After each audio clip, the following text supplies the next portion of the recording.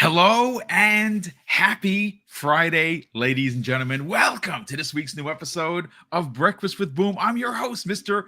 BoomStick XL. Ladies and gentlemen, we have a solid three-topic, 90-plus minute show for you today, one of which is a community question that came in from a very good friend of the show, Abdel114. He asked a very specific question yesterday, and, yesterday's show, it's just me and C Money, so I wind up seeing it towards the end. And I thought the question was so good that I'm going to use it as an opening topic. We're going to get into the Avowed games director. She had some things to say. Now, granted, you guys and gals know I am playing it. I cannot talk about it. My review, it's in progress. I'm doing some recording. I've already written my script.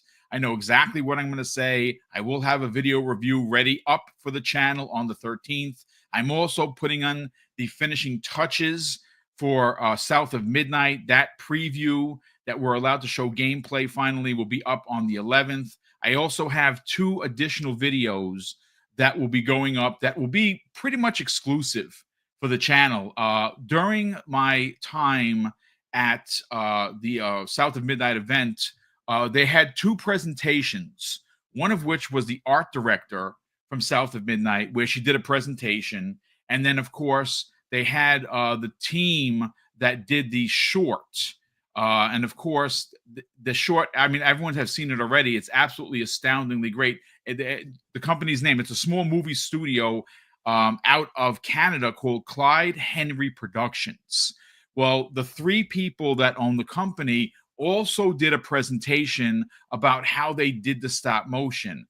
What I did and what I was allowed to do, and no one else seemed to do, is I actually recorded both sessions, not through video, but through audio.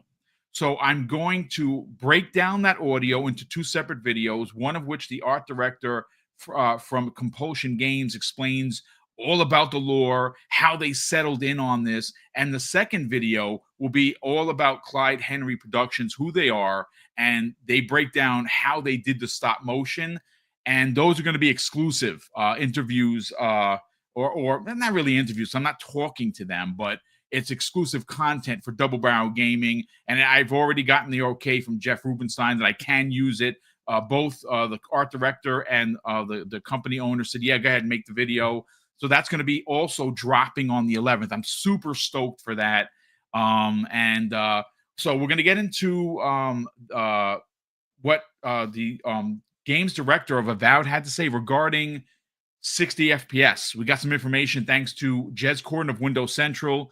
We got his article ready to rock and roll. And we have another topic that might be a little bit salty, but we're going to get into that momentarily. But let me just get back to it and welcome in the second best bald head of the panel, and that is, of course, Fuzzy Belvedere. So let's start off with introductions. Crispy Bomb, good morning, kind sir. How the heck are you? And we have a great show for everyone today. I'm super stoked. Man, getting over a cold, so apologies for the weird voice that I might have. It might sound better, though. Who knows? It sounds more rough. If you want to be. I don't know if you can get any rougher, but all right. Just really being a Game Pass subscriber right now is just amazing. And it's getting me to play games that I never would. And, yeah. Also, I mean, really, like, Quick Resume has just been something special because if I don't have that, I'm not jumping back in so quickly. Like literally I have games that I haven't played in months and I can just jump right back into it and just, probably relearn the controls in some instances, because at the end of the day, you get so enveloped in one game, then you go to another. But I mean, it just, Xbox is killing it right now. Salute to Xbox Nation for us getting all these games and just enjoying them. Indeed. Again, if you are an Xbox Game Pass subscriber, you're just walking around with a giant W on your chest, and you should push that chest out. I would even dare say run through PlayStation Nation with a giant W flag and just keep laughing as you're running. That's what I would do, but that would be considered salty. Anyway, listen, we're just having fun here. Silent Cypher. Good morning, kind sir. Welcome back. He obviously, if you don't know who he is, well, he's a big part of Breakfast with Boom. He comes to the show every other week because obviously he has some work-related stuff that he does every other Friday, but he's back, and we have a lot of big topics to get into. How you feeling, Silent? Welcome back. Good morning, gentlemen. My. What a week. I do have to correct something real quick, though. You said that Fuzzy was the second best bald head. I have to give him first. Okay, fair. Okay, Because his looks much better, and it's not as bioluminescent, as it were, as mine is. So, no, it's great to be with you guys again. Interesting occurrences, I feel like, happen every time I come to the show. You know what? I thought the same thing too. Like when one of the topics we're going to get into, I was like, yeah, this is definitely something he's going to sink his teeth in because it's funny. It's all fun and games until someone loses an eye. That's the old saying. But we're happy to have everyone here, folks. We got over 250 people already here. We're 7 minutes into the show. Mrs. Boom and I want to just offer our thanks for supporting the channel through your views, through your likes, through your shares, and of course, through channel membership and the super chats that consistently come in that allow us to do a lot of the big things that we did last year. And of course, we will continue that as we move through 2025. But Fuzzy Belvedere, welcome back, kind sir. You were hanging out with me on Monday. We had some big topics there, but today we got a couple of really big ones as well. Pause. How you doing, man? Welcome back. Glad to be here with you guys, man. It's been a fantastic year so far in gaming, as far as when it comes to being an Xbox ecosystem enthusiast or Game Pass subscriber. But in general, just glad to be here with you guys. I didn't even shave my head today, so I don't know if I can claim the first place, but I appreciate it, Cypher. But there's just so much great stuff coming down the pipeline for Xbox now, and I can't wait to talk about it. But man, this is going to be a fun Friday, so let's do this. Indeed. First of all, before we move any further, let me just welcome in the 2 super chats that popped up early, and they happen to happen very often, so we definitely appreciate it. Ultraman, generous friend of the program, drops an outstanding $5 super chat, and he says, hello, gentlemen and chat. Hello, Ultraman. Welcome back, and once again, thank you so much for the support. Gray Fox 020, all the way from Amsterdam, drops a £2 super chat. He says, thank you for the great content. Greetings from Amsterdam. Well, greetings from New Rochelle, New York, brother, of course, which is considered Westchester County. Thank you so much, Gray Fox, for being here. Thank you for the generosity, and thank you for the very kind words. We definitely appreciate it. But like I said in the opening, one of the things that I really, truly enjoy doing is involving the community in pretty much everything that we do. And yesterday, we had a question that came the way of Abdel114. He is a good friend of the channel, great friend of the community. He asked a very specific question, and I want to share this with everyone. It was so good of a question that I think it's worthy of opening the show as a topic. He asked this, ladies and gentlemen. One big question for you guys, of course, and this is now being focused on to the not only the panel, but the chat as well. Would you trade Xbox Game Pass for exclusivity back on Xbox?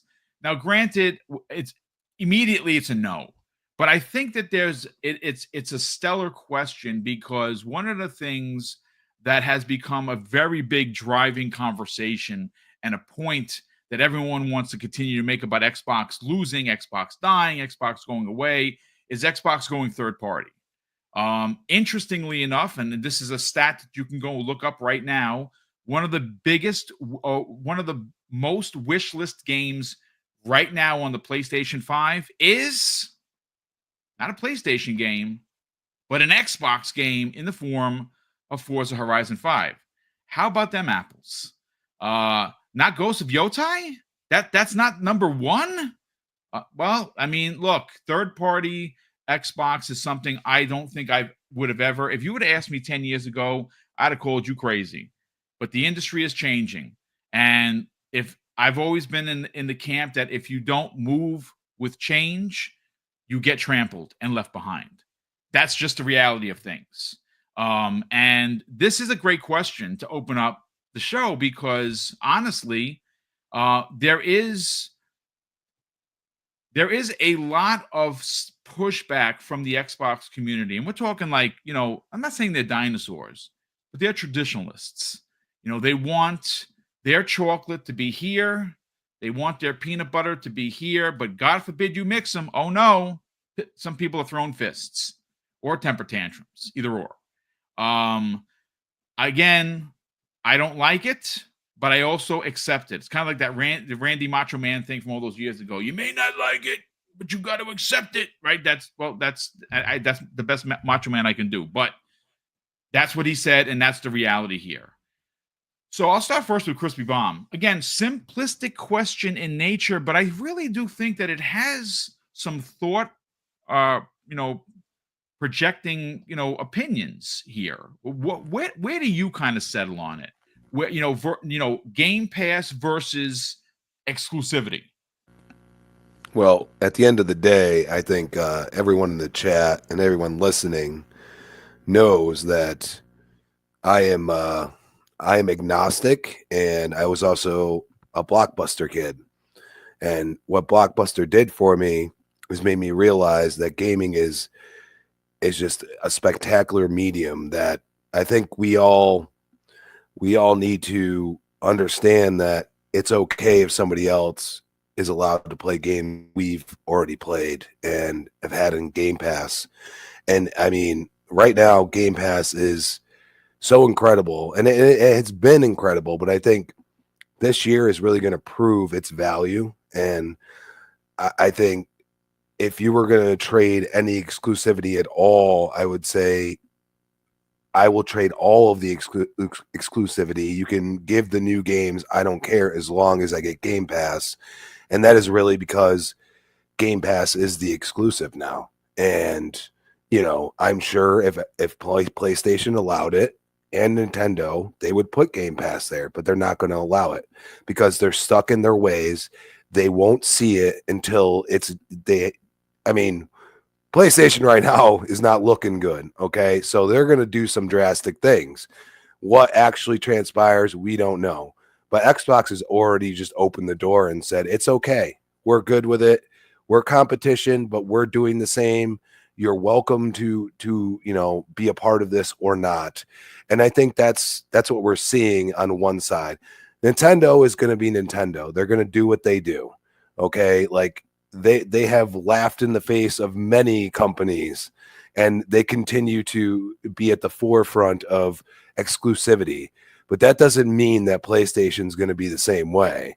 And I think, Xbox is just saying, you know what, we are trying to do something that nobody else is willing to do. And that really, because they're, such a prominent force, especially on the PC market and everything now, that Game Pass is going to be the reason why you get into the Xbox ecosystem, because I think that's where we're at now. We're not really about consoles anymore. It's about becoming a part of the Xbox ecosystem. And they're really, I think this year are going to show why you should be. And I think that's the most important thing. It's a great point. And I think that's a point that you should drive home regarding the exclusivity aspect of it. Well, that's Xbox Game Pass. I know it's easy to say, and some people don't take it at its word, but it is ultimately the exclusive. You pay for the service. Now, that's another interesting aspect of it. How you pay for it, right? If you just pay your $20 a month, you put it to a card, and without even thinking, it charges every month, right? No big deal. If you are a savvy consumer and you are looking to, of course, count your pennies, you go to places like cdkeys.com and you get it for I just gifted somebody 6 months of Game Pass. It cost $60. It was $30 for 3 months. I'm no mathematician by any stretch of the truth, ladies and gentlemen, but what does that come out to? $10 a month, which that's fantastic. That's half price. So you're getting half price to get Avowed and South to Midnight and Call of Duty and Doom the Dark Ages and potentially the Marcus Phoenix collection. Should I keep going? Should I continue this conversation? Because at some point, you're going to have to be like, boom, you need to stop. You're killing me. There's too many games. I only have 2 freaking pair of hands. That's it. I can't go anymore. And you'd be right to say that, because at some point it is ridiculous. But again, great question. I love when the community, reaches out and kind of puts a question out there that's thought-provoking. Silent Cypher, let's get your hot take on this. Again, simplistic question for sure. Xbox Game Pass Ultimate versus the old school way of gaming, which was, of course, Xbox exclusives. What do you pick? I mean, for me, it's obvious that I would end up picking Game Pass as well, because it makes more sense. I don't know. I mean, maybe some people where they're at in life, like it's the other way around, but it just, to me, it makes the most consumer sense to have something like this that I can just dip into. It's got everything that I want right there on a regular basis. And if it's not there, guess what? The Xbox store still exists. And just because it's not in the Xbox store or on Game Pass doesn't mean that I don't have this computer right in front of me. It doesn't mean that I, don't have my PlayStation over there in the other room, or another Xbox or Switch or whatever upstairs. So, for me, Game Pass would be the option on that one. I think more than anything, because I feel like the exclusive thing is more than anything just people stuck in the old ways. I think it's just like the physical copies of games, right? We've talked about this before, that a lot of people are very bent on having those physical copies of the games, which That's a great comparison, dude. Since about like 2013, physical games have not been the same for most of the systems. Nintendo has continued to do it where most of the game is on the cartridge, but most of the time when you get these discs, it's about 90% authentication, about 5% of download of the game, and then you go online to download the actual game, because the content's not on the disc. Especially with the way that our, the industry is now. When you get these games that are on the disc, they're not complete, because usually they've released a bunch of updates since they originally pressed the disc. So the discs, it's not the physical copies that we're used to anymore. It's just, it's what it is. But I think it's more than anything, we've seen it over the last like year or two. It's a talking point on social media. It gives people the opportunity to say Xbox doesn't have games. And over the last little bit, we've seen that narrative flipped right on its head. And I think it's one of those things. Most of the people that are very vocal about, oh, I want my exclusives, well, then the game comes out and they never play it anyways. When it does come to the other system, like I see in the chat, and they were talking about it on Wednesday on our show about the Capcom versus fighting and stuff, right? Like that stuff started coming to Xbox. Did I see much of anything on social media about that finally releasing? No. But it sure was a mess when it originally released, and people are like, why doesn't Xbox have it? Like, there's a lot of anger and frustration about it, but then when it comes out, it doesn't get the support that we thought it was going to get, because the vocal minority is always the one that's out there really championing it nowadays. Like, for us, for savvy consumers, it makes the most sense for us to be able to play these games across the board. But more than that, it allows us to play with other people across all ecosystems, which allows us to see a higher concurrent user base, which makes the experience for us on multiplayer games especially a positive experience. May not be positive if you jump into the chats, because you will find trolls and goblins in the chats occasionally. But that's why we use private chats, right? When we're playing these games. But I mean, it doesn't negatively impact me in the slightest if someone else can play the game. I don't care. Like that doesn't keep me up at night. And it doesn't ruin my gaming experience if someone else can play the game. It's a great point. It's a great point all around. I know people are looking for me to do a poll. Unfortunately, it is a bit of a I'm hoping at some point that StreamYards allows for within the software to do polls. For me, I'd have to go outside of the software, go to the YouTube, and do a live stream. It's very convoluted. I hate the way that they have it that way. Apologies for not having the poll. I'm just waiting on. As a matter of fact, I've actually just recently reached out to StreamYards to see if they're going to add it, and they add stuff all the time. And I think that's one of the most requested things. But again, this is a smaller topic, and we're going to be out of here in 2 shakes of a stick. We have 2 really big monster topics to get into, but I do want to finish it off with Fuzzy Belvedere and get your hot take on it. I mean, there's something to be said about exclusivity, right? Yeah. Making people or gamers go a certain direction to your console. And obviously, I was just about to say console of choice, but maybe it's not. Maybe you're going to this console because it has these exclusives, and maybe it becomes your console of choice. Whereas something of what Xbox is doing, and listen, let's call a spade here, ladies and gentlemen. They are ahead of the curve like they've been many times before. Sometimes they fail, sometimes they don't fail.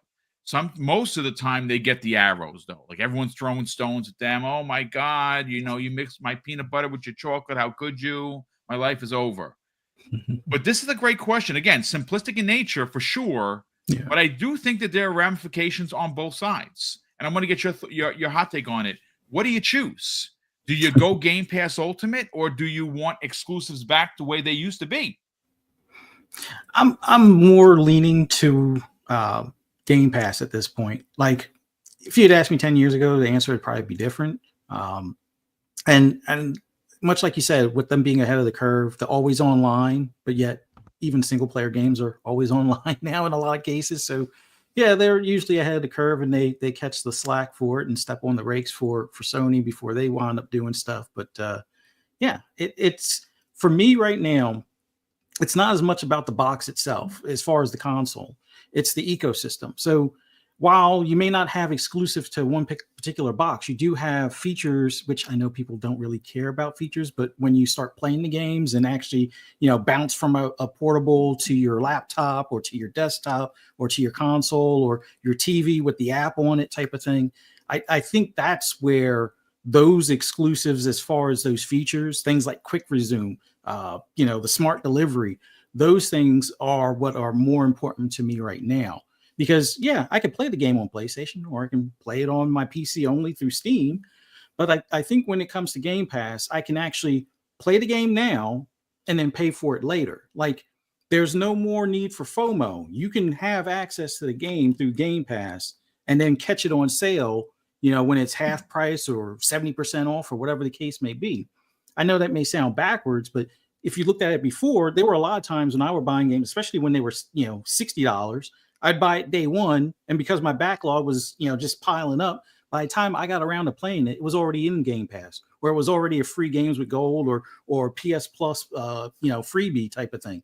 I know that happened with, was it Just Cause 3 and Just Cause 4, and probably with Dying Light, I played that day one, but there's so many other games like that where I held off on some game. Well, actually, I hold off more so on games now for a sale than I did before, but with Game Pass, it gives you that flexibility. It gives you that option for like the games that never come to Game Pass.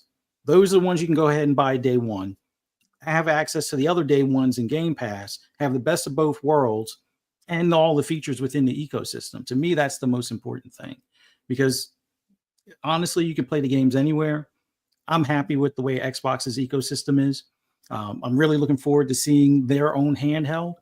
So I don't have to overwrite the Steam software on my Steam Deck, or like more than likely I'll wind up getting that Legion Go at a later date. But I think right now, if they can have it where that portable plays the console games natively and the PC games, or even have access to my Steam library on that one device, that solves a lot. I wouldn't say problems, but that takes care of a lot of overlapping hardware that I can bounce between. And that could be like my go-to box. And then I have either my desktop or my console by the TV.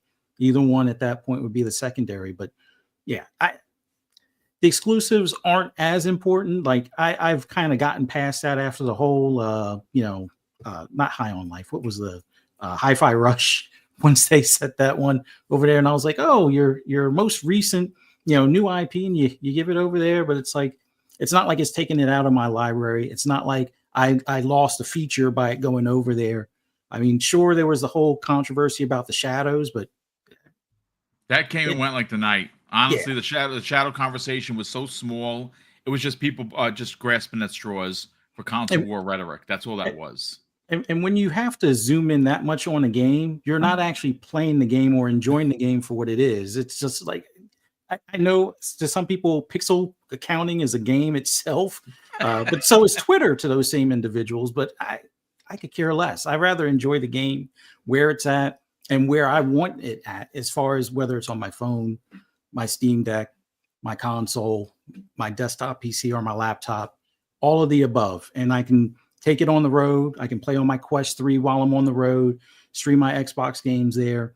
Now you can play your own games through the service. It's even better. So to me, I rather take Game Pass than the exclusives, because there's exclusives on Sony and I only buy Sony exclusives on that. I'm not buying third-party stuff, but I am buying the third party on my Xbox. So yeah, take it for what you will.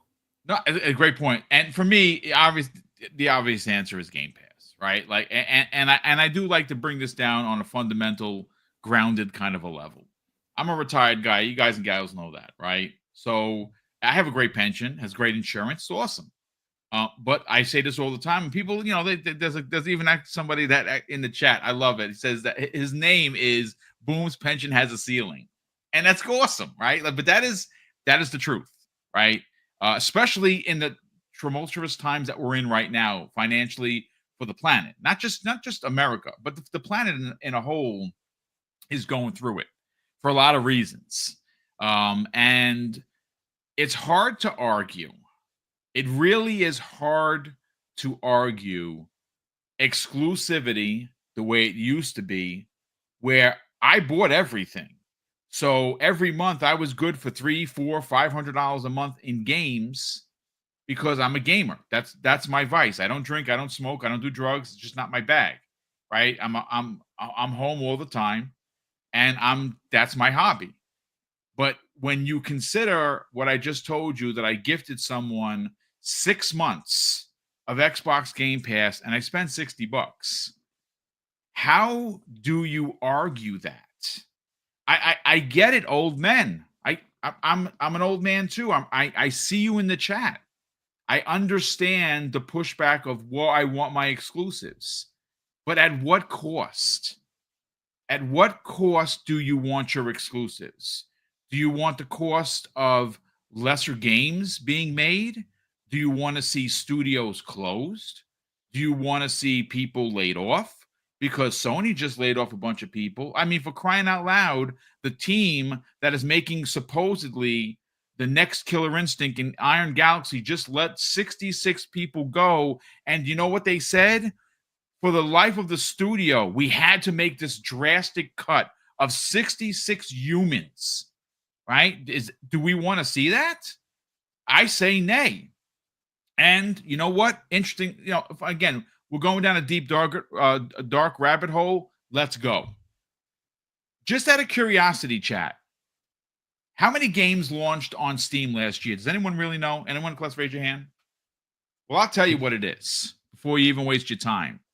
19,000 games were released on Steam last year. You heard me correctly. 19,000 games were put on Steam last year. So if you are one of these developers and you put your game onto the biggest platform in the universe, how do you expect to get any traction unless your game is the shit from inception? Like you just like for instance, Vampire Survivor, Ponicle hit it. And the iron was hot, and his game blew up. But you know where it was from inception, ladies and gentlemen? Xbox Game Pass. And you can buy this game for $3.75 because of the discount. And you know what happened to this game? that I paid absolutely no attention to whatsoever until I played it on Game Pass, and I said, my God, I want to find this man. I want to give him the biggest hug possible and take $100 out my pocket and put it into his, because it's one of my favorite games in the past decade. And all he's done is continue to grow his brand, and it all started with Xbox Game Pass. If it would have been just Steam, this game might not have ever been found. And that's really the point. See, Game Pass is a godsend for people like us who want to play a lot of games, who want to take advantage of what Xbox offers, like Quick Resume, right? Like having the best console, achievements, your friends list, all the wonderful things that your Series X does for you. But it also is a godsend to developers who make deals with Xbox and get their game in and on Xbox Game Pass. Because what happens every month or every other week when there's new titles? Globriel's tweeting about it. Colt Eastwood's tweeting about it. I'm tweeting about it. People are writing stories about it. Windows Central is writing it up. These are games that may never even get found if it wasn't for the fact that they're on Game Pass. So this is a two-way street, ladies and gentlemen.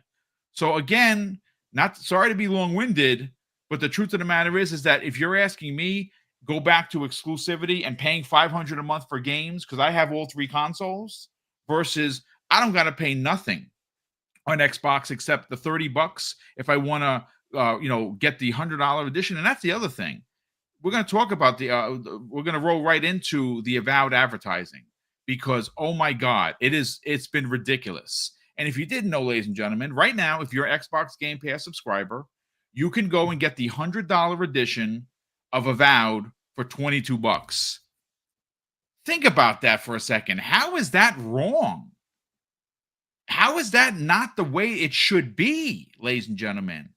I don't know. I mean, listen, if you're still in your feels, I'm not going to fight you on it, but I'm just saying that I think the answer is quite simple. You have Xbox Game Pass, and you allow for other people to find your games, and you get and again, this is just simple mathematics. If you are publisher A, what do you want? Do you want the one sale for $76.43 from the casuals, or do you want the $240 throughout the year that you're getting? And I mean, the list, I don't have to say it again, folks. The list of what games are coming to Xbox Game Pass in 2025 is obscene. It doesn't even seem real, ladies and gentlemen. But that's going to do it for us on that topic. Shout out to Abdel114 for suggesting it. We spent about 30 minutes on it, which is what I kind of expected, which is great. Let me just catch up on Super Chats, and then we'll get into, we got some Avowed stuff to get into. We have a Carrie Patel interview where she confirms 60 frames. So all you 60 frame heads, get ready. We have some information thanks to Windows Central, who did the interview. We also have the advertising. It's been here, there, and everywhere. I mean, they're in Germany. They're in Times Square. They're on buses. They're on trains. They're on planes. Every time I turn on my TV now, and I have a Samsung, boom, Avowed, up right in your face. I watch a YouTube video because I have YouTube Red, but I'm looking through other stuff, and I see on YouTube advertisement for Avowed. It's going to be big, ladies and gentlemen. And again, I'm only going to talk about what has been printed. I can't talk about my experience with it. You'll have that for you on the 13th. But we have here Joshua Gladden drops a very generous $5 super chat and says, "Boom, smile if Avowed is greatness." I smiled because I like smiling. Ultraman, yeah, no spoilers. Ultraman drops an additional $5 super chat and says, "I'm learning karate, so I'm going to fight anyone who takes my exclusive games. LOL. Just like DVDs going away, I don't like it, but I'll deal with it." Yeah, I mean, and that's the other thing.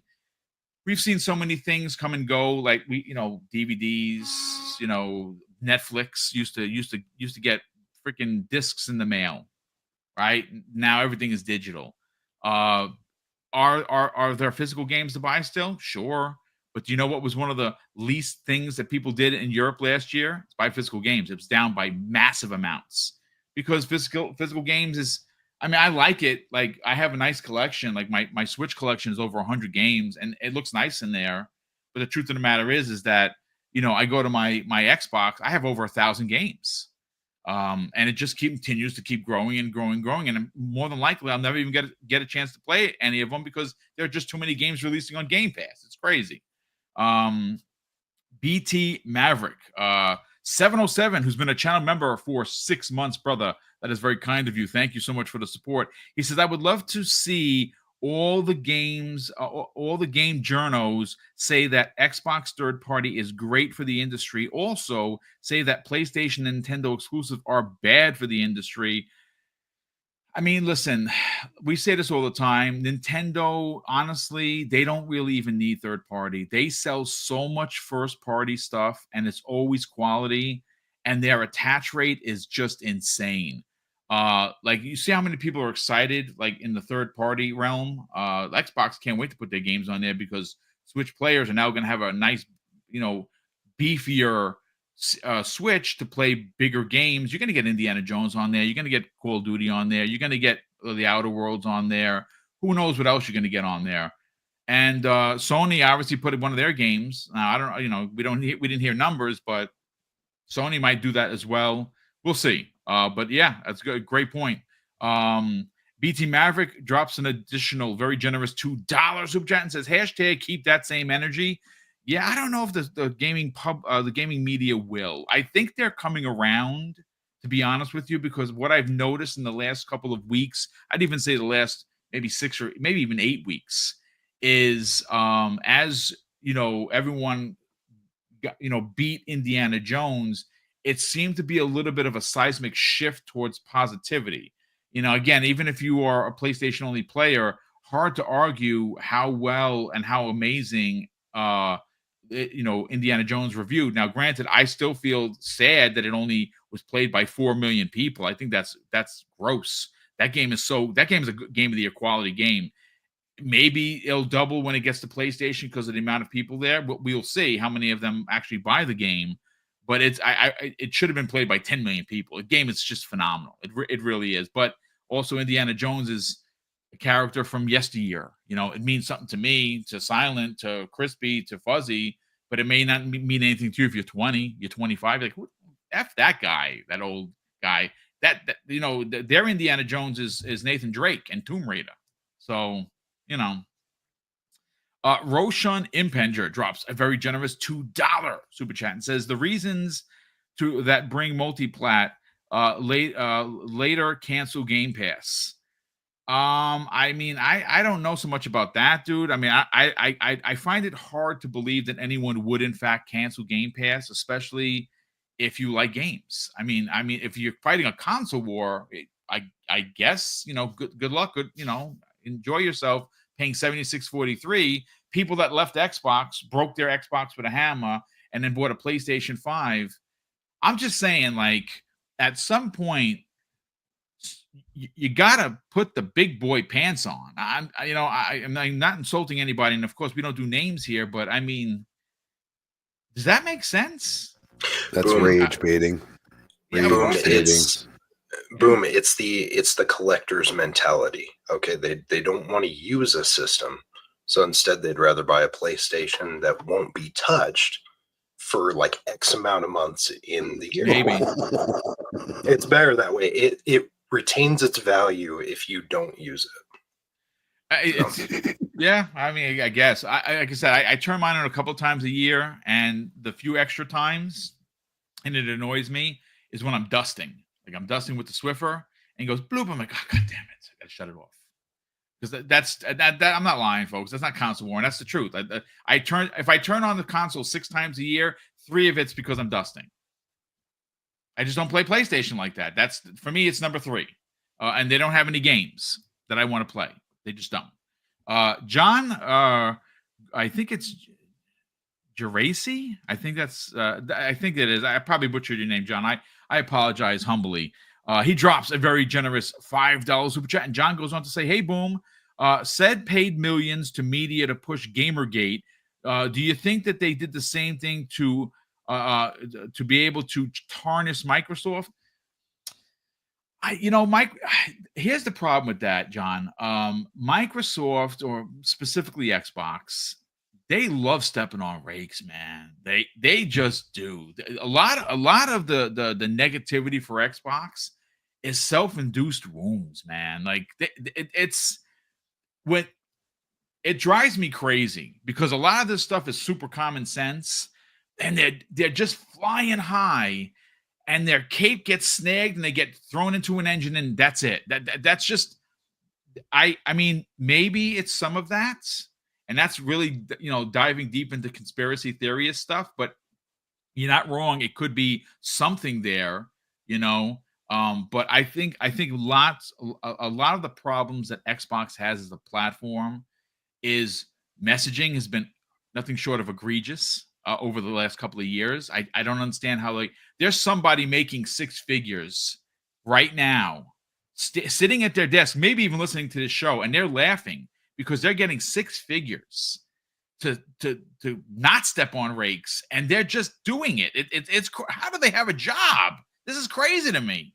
And my resume is out there. I could have been hired by Microsoft. They chose not to win. So, what can I tell you? But a lot of the stuff that they do is self-induced, and they are getting better. I will give them credit. And you know what? Let's segue, gentlemen, into the Avowed news, because that was actually quite perfect, John, because we're going to get into what exactly is happening with Avowed. Now, this is going to be a two-tiered conversation. Second half, we're going to get into what Carrie Patel had to say and that WindowsCentral.com article. We're going to get into that. I do want to open up with the advertising, because this is something that we've all complained about. I think it's safe to admit that they're just not the greatest with messaging. Their marketing has been subpar at best at times. We just don't see it. And I think where we get that from is you look at Sony and you see that, I mean, they go like in on marketing, and that's Sony Pictures. You got to understand, they're a movie house first. Yes, they own PlayStation, but Sony Pictures, they just know how to market. It's just what they do. And I think a lot of people, compare one to the other, which of course is very fair, Crispy Bomb. But I have to say, the marketing for Avowed has been dialed up to 12. Everywhere I look, whether it be on the PC doing stuff for the shows, I get an advertisement for Avowed. Whether it be on the first thing I do, I turn on my Samsung TV, and the entire screen is Avowed. And it's not even the same picture.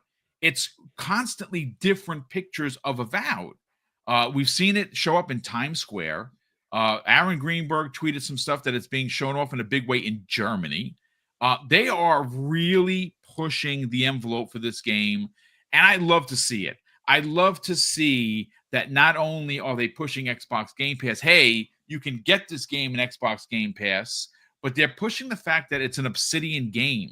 And it is, there you go, folks. It's an Obsidian RPG. You should be excited.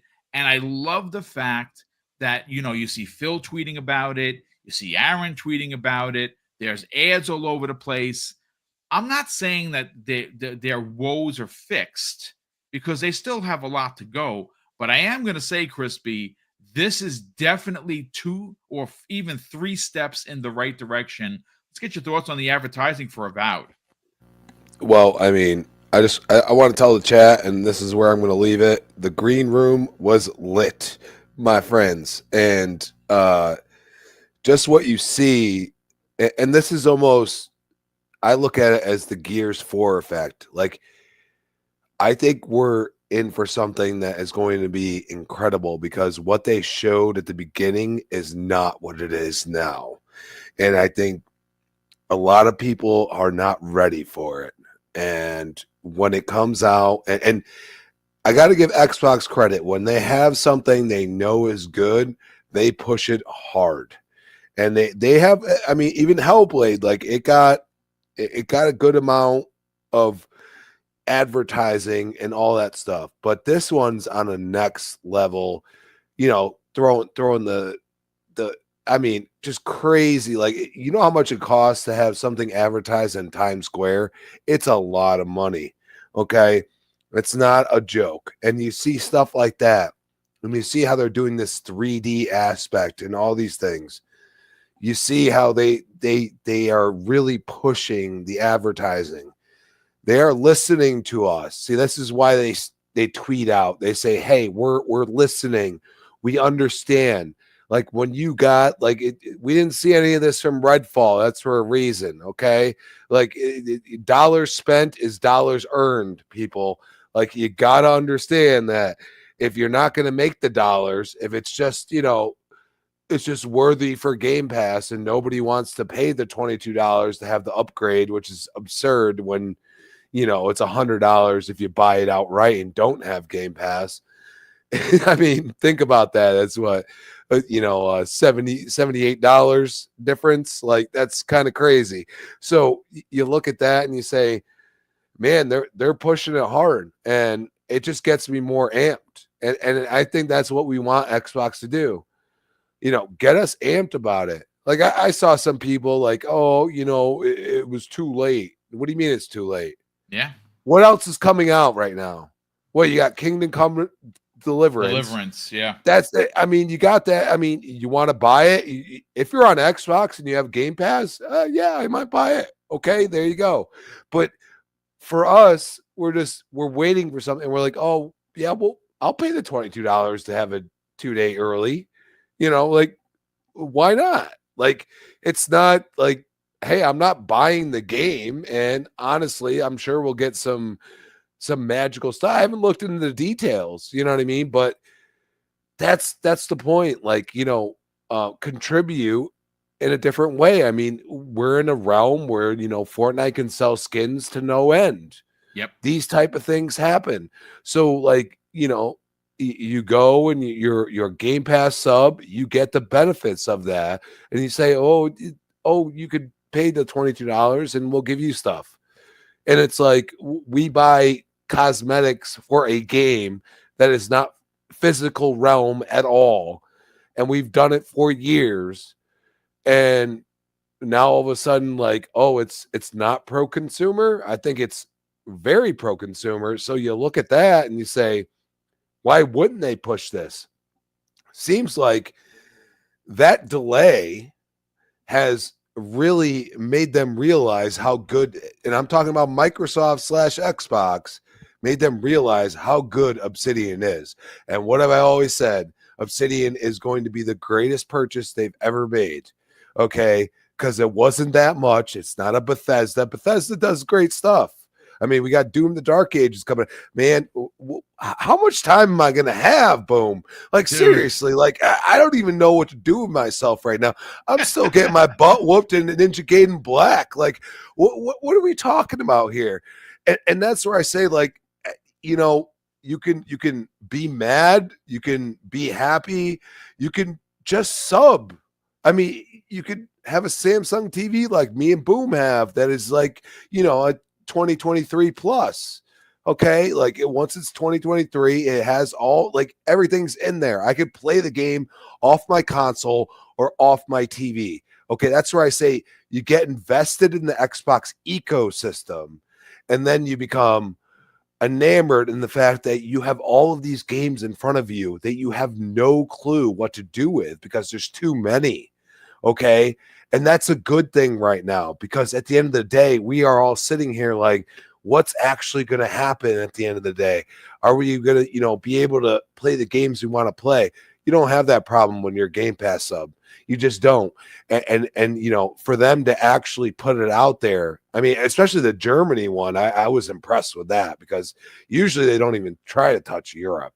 But I think that's a part of the next topic, but I'll leave it at that.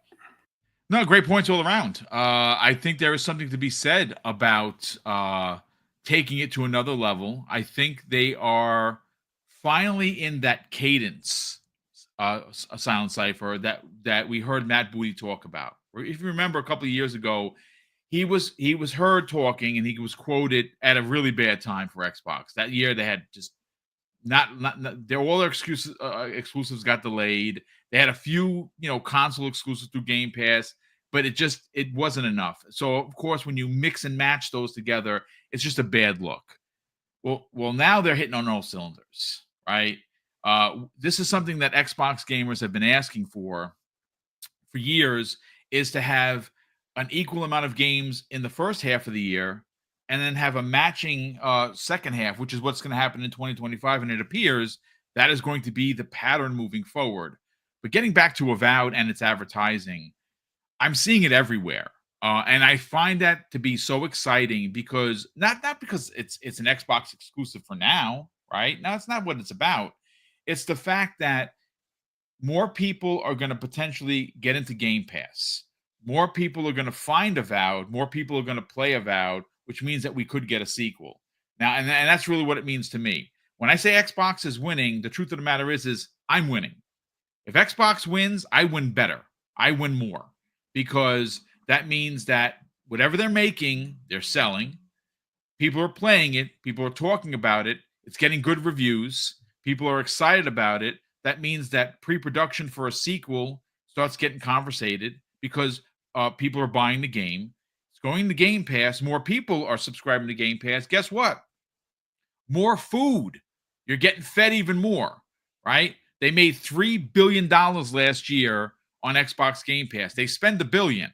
So that's a $2 billion profit. If they keep making money, that means that the powers that be are going to keep building on what we know and love, right? We don't want Game Pass to go away. We want to expand, we want to grow. And I'm starting to see that there is a feverish pitch for this. And it's Obsidian. They have a history. They are like one of the best RPG makers in the business. But I do think that because we're seeing the different screens, we've seen Avowed quite a bit. We've seen a lot of the magic. We've seen a lot of the fighting. You can find it online. They've done a couple of previews with it. But just focusing Silent Cypher on the Avowed marketing, I think it's brilliant. And they're hitting it like a lot of people were like, well, how come they didn't, market a month ago? Listen, if you know anything about social media, you could throw a fart on a Thursday, and by Saturday, nobody remembers anything, right? That's just the way it is. So it's now 6 days from the launch of it. This is it. They're just starting. It seems like they're really just cranking it up. Let's get your thoughts, man. Man, I don't know what we're doing throwing farts all over the place. I know, right? It's gross. Some concerning behavior. No, so I do want to touch on the Avowed thing, but before that, I want to expound a little bit more on what you were talking about with Game Pass. And, sure. You winning in turn of that happening, right?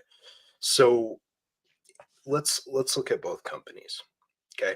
So you've got Xbox, who's been expanding out Game Pass. They've been working really hard to build this system, get everything rolling, and they're seeing success with these games. They put stuff in, it gets attention, it gets traction, people purchase microtransactions, whatever. Like, people are supporting the games, and it's continuing to thrive and expand. Because just like you were mentioning, in the past, when some of these comments were said, they had nothing in the chamber in regards to games coming out on a regular cadence. Now we're at a point where they're past what they originally expected, because they were planning on doing one a quarter. And now they're getting to the point where you've got like 2 or 3 a quarter, or 2 or 3 every 4 to 5 months, which is wild. Because again, it goes back to, where are we going to find the time to play all of it? Because other games still come out, life still happens. We can't always be on that service.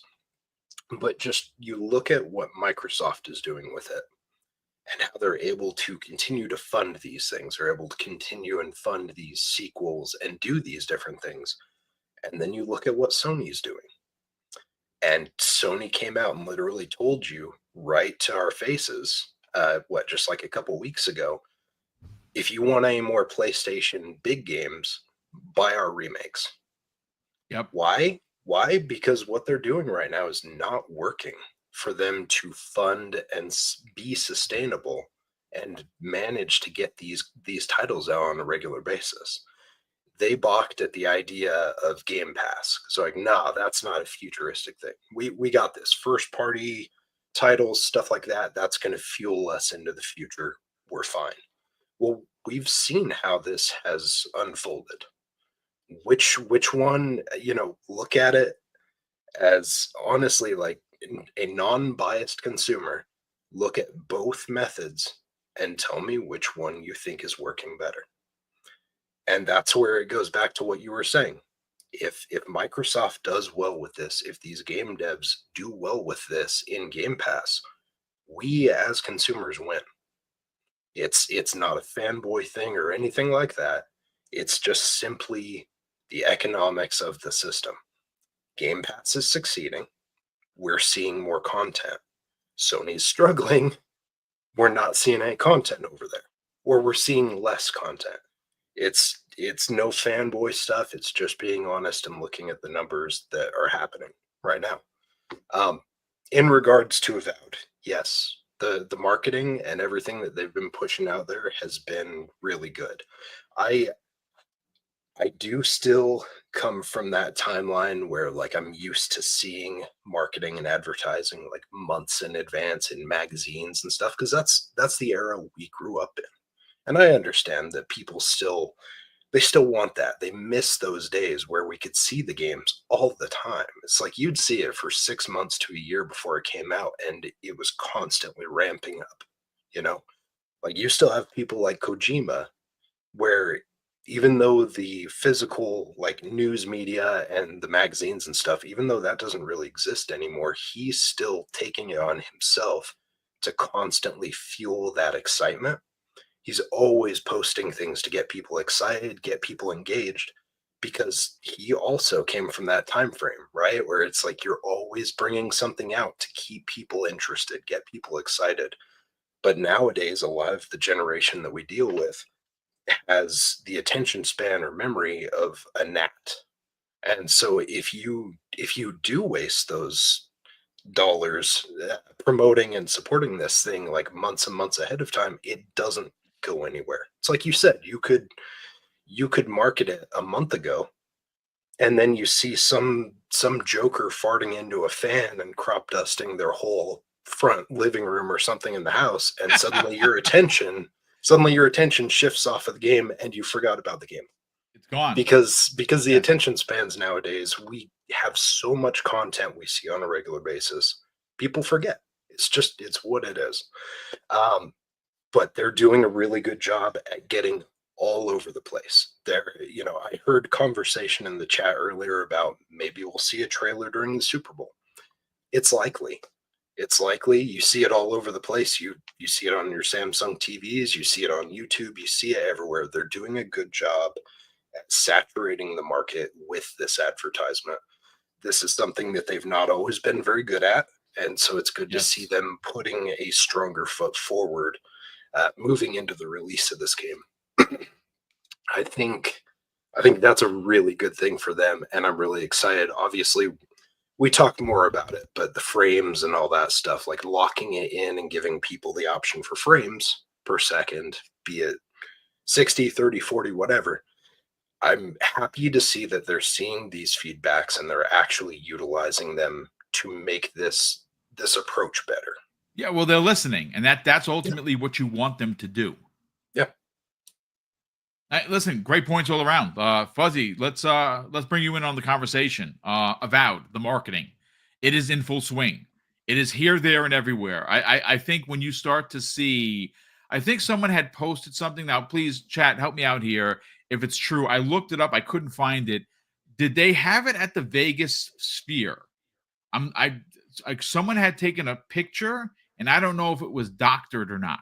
So if it was out there, just let me know in the chat. And of course, I'll give you a shout out for it, because I couldn't find it when I was looking, when everyone else was talking. But I know it's in Times Square, and that's a lot of money to put in there. And it's Times Square. It's the center of New York. And like I said, for you to have this on all of your Samsung TVs, they have a deal with Samsung. They have a deal with LG. I don't have any LG TV, so anybody that is an LG head out there, let me know if you saw it on your screen. I know I've seen it on the PC. I've seen it on my phone. There was a couple of tweets from Aaron Greenberg where he showed that they were showing it in Germany. It's showing up on buses and on trains. They're marketing the H out of this game, and I love to see it because I want to see Obsidian win, right? And you got to understand, folks, this is from the Pillars of Eternity team. I've never played those games, right? I have no connection to those games whatsoever. So this is new for me. This is a new IP.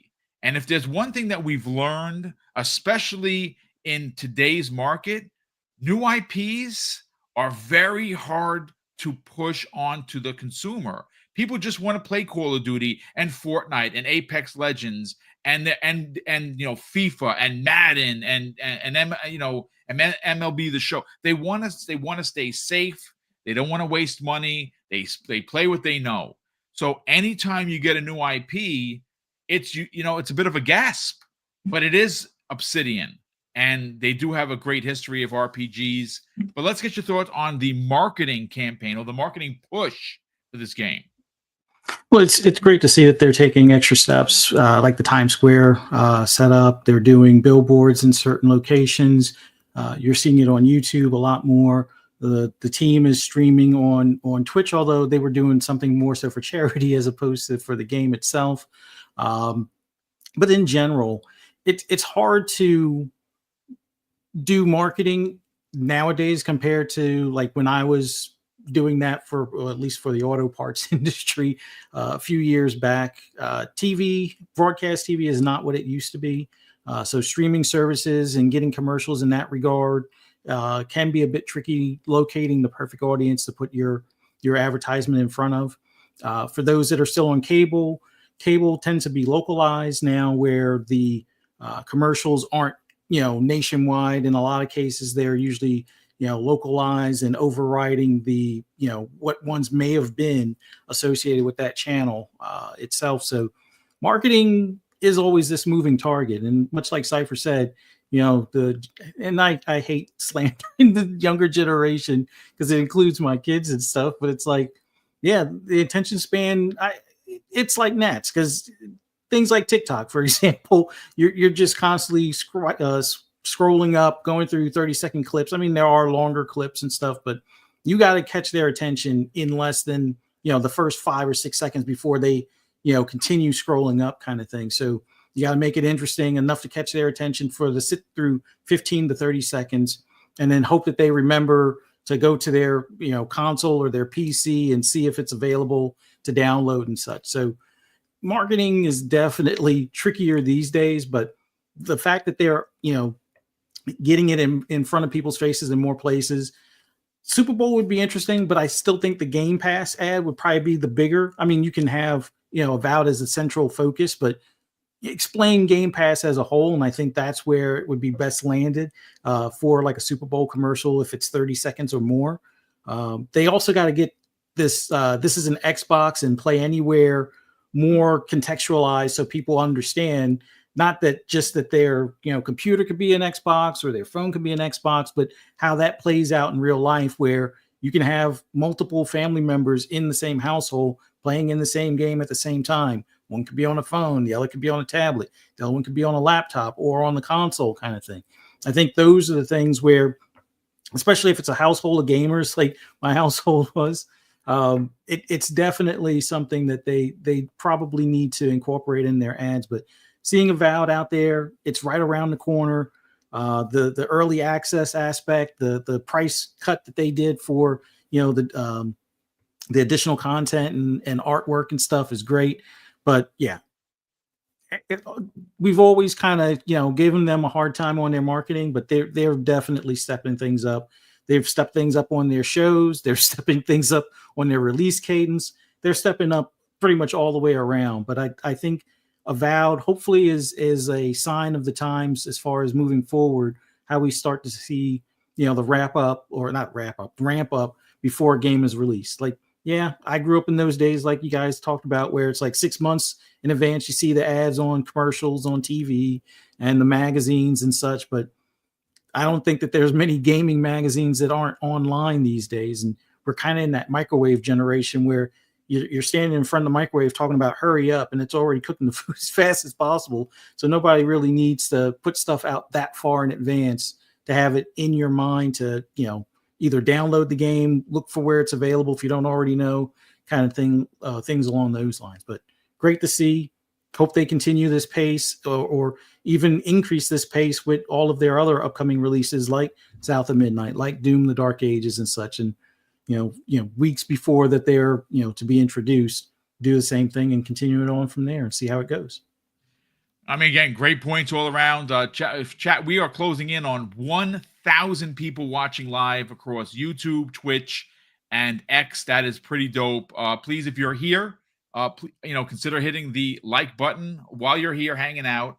Mrs. Boom and I are officially under 350 away from 16K. Again, we're trying to get up there. We're trying to, get to that 20, get to the 25, get to the 50.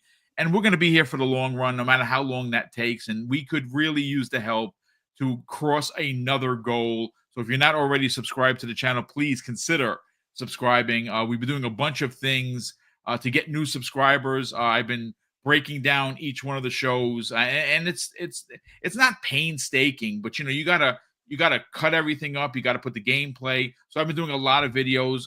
We're only into the second month of the year. I think I am close to 60 videos, not counting the live streams already this year. And it's just trying to get more awareness out of the channel for the the busy parents, for the people that at work that don't have an hour and a half to hang out and listen to a podcast.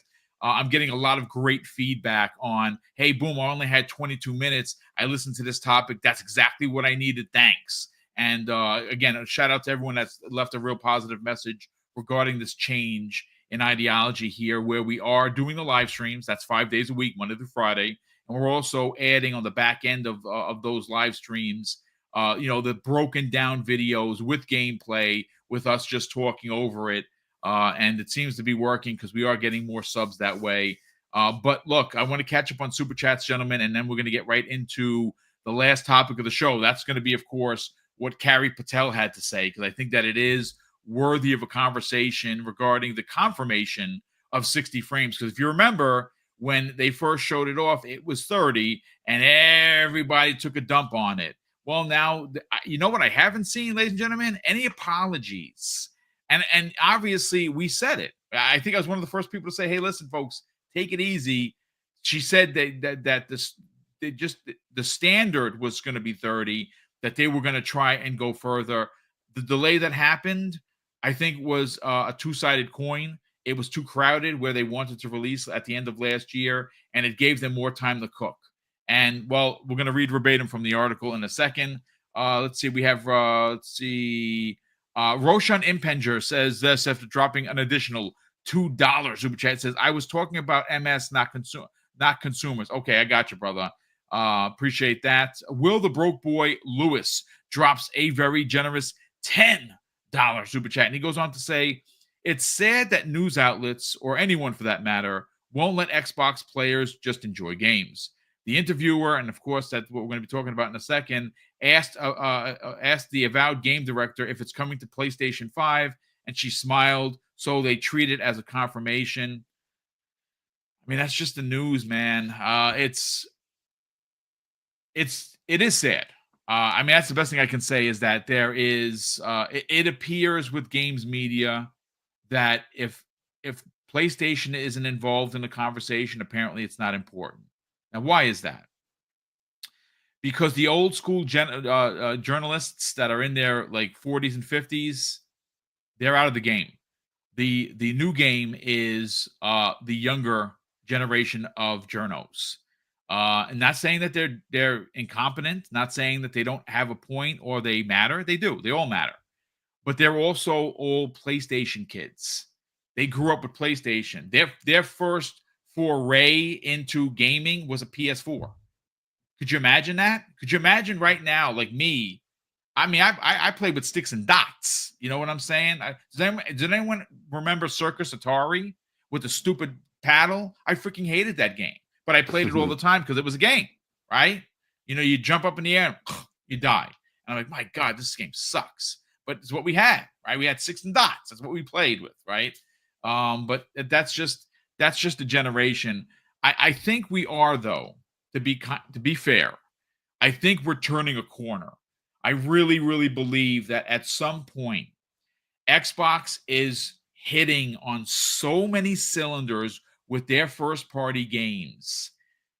Whether they go to PlayStation day and date, which I don't think is happening anytime soon, because obviously you got to develop for this. It's not cut and paste. You can't just be like, oh, right-click, copy-paste, PlayStation 5. That's not the way gaming works, ladies and gentlemen. So there's going to be a delay. Now, is that a win for Xbox gamers? I listen, I'm winning already. I'm getting Avowed, I'm getting South of Midnight, I'm getting Doom, I'm getting Call of Duty, I'm getting the Marcus Phoenix collection. I could just keep going. I'm eating good, so I'm winning.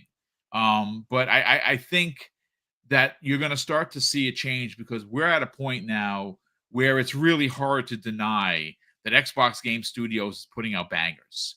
Like they just are. And you'll know for yourself when you play Avowed next week. Obviously, South of Midnight, you'll see some previews. You'll see what that game looks like. And they really have been hitting on all cylinders, in my opinion. But thanks, Will, for the generous super chat. We have two more. Lieutenant Hulk. How you doing, sir? Welcome and thank you. As always, he drops a very generous $5 super chat. He says, Boom, I'm not worried about Game Pass growth because when it goes live in China and India, the subs will hit closer to 100 million subs way before 2030. Hashtag fund my fun. I mean, that's a great point. When it goes there, and it will eventually, you got to remember, Xbox is doing things that Sony and Nintendo aren't doing. And the Play Anywhere thing, this is an Xbox, is going to really be bigger than you think. I think there's something to be said, Lieutenant Hulk, about the path that Microsoft is walking and why. Look, I said this in a tweet last night. I was talking to a couple of people online. If you can't sell your console in China, because nobody's going to buy the American product, you can't sell your console in India, right? You can't sell it in Japan. You can't sell it in other regions. What you can sell is the software. And if you, as the consumer, can pick where you play that, whether it be PC, whether it be mobile, whether it be handheld, whether it be a PlayStation or a Nintendo, you're going to still make money. And even though Sony and Nintendo will get 30%, which of course is the standard, costing for putting your game on their platform, Microsoft is getting 70%. And when you have so many games going, like, look, PlayStation is getting 5 or 6 games this year. That if the Sony PlayStation players actually buy the games, they're going to be raking in the dough. Now, what does that mean for me? Nothing. I mean, I have stock, but I'm not selling it, and I'm not making any money. Millionaires are becoming billionaires. That's awesome for them. Not for me. No one's giving me the 20% to buy our first home, but I win because Game Pass doesn't go away. They keep funding it. And they're like, oh, Game Pass is now becoming a thing. And if Game Pass does launch in these other countries, I think it's going to be big because the price is going to be low, and the amount of games is going to be high. And I think you're going to see 100 million subscribers. I get it. We'll see. But thank you so much, Lieutenant Hulk, for the comment. And, of course, the very generous $5 super chat. And lastly, Adidas 20. Salute to you, kind sir. He drops a very generous $2 super chat. And definitely appreciate that. And I'm glad to have you here, brother. Thank you very much. Gentlemen, Crispy, Fuzzy, Silent Cypher. Let's get into it. Now, this story is pulled directly from WindowsCentral.com. And it was written by Jennifer Young, published yesterday. And the title of the article is Avowed confirmed to have 60 FPS on Xbox Series X. In a rapid-fire interview, we learned more about Obsidian's upcoming RPG. Now, of course, I'm going to read verbatim from the article, ladies and gentlemen, so please bear with me as I do that. And The author, which of course is Jennifer Young once again, well, she says this. In a recent rapid-fire interview with MinMax Ben Hansen, Avowed game director Carrie Patel answered an astounding, this is crazy, 175 questions about the upcoming RPG from Obsidian Entertainment. With the game's February 18th, 2025 launch on Xbox Game Pass just around the corner, this interview shed light on many exciting details, including gameplay mechanics, frame rates, and even some cameos. Here's a breakdown of the most intriguing nuggets we got when we watched the interview. Now, one of the things that it says is Avowed is not fully open. It's not a fully open world. Okay. When asked about the misconceptions surrounding the game, Patel clarified that Avowed is not fully open world RPG, but rather an open zone experience. So what's the difference? Open world games allows players to freely roam the entire map, while open zone games feature distinct areas that players must progress through in sequence. For example, as we've seen in the previews of Avowed, moving from Dawn Shore to Emerald Star will introduce tougher combat scenarios, making it essential to upgrade your armor and weapons before advancing. Exploration-wise, Patel goes on to say, compared the game size to the Outer Worlds, and the largest town in Avowed will feature around 100 NPCs to interact with. Fans of Obsidian's Pillars of Eternity franchise can also look forward to cameos from familiar characters, as both games are set in the same universe. Now, again, this is a very long article, but I do want to get to the frames, and that's what I'm getting to now. It says this: frame rates and performance on Xbox. Perhaps the most exciting confirmation was that Avowed will run up to 60 frames per second on the Xbox Series X. While this specific interview only confirmed that the Series X performance leaks have reportedly been put out there by Insider Gaming and suggest that Series S players will have access to both a 30 frames and 40 frames mode, adding flexibility to those on smaller consoles. Lastly, again, this is just another piece of the interview. New Game Plus and what to expect for the future.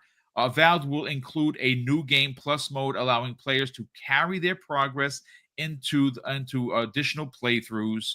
The game will feature a clearly marked point of no return, ensuring players don't accidentally lock themselves out of completing side quests or exploring the game. When asked about the potential for a sequel, Patel hinted that choices made in Avowed would carry forward, saying, hypothetically, yes. And while there is no concrete DLC announcement, she teased the possibility in a coy maybe. Crispy Bomb, again, the interview was long.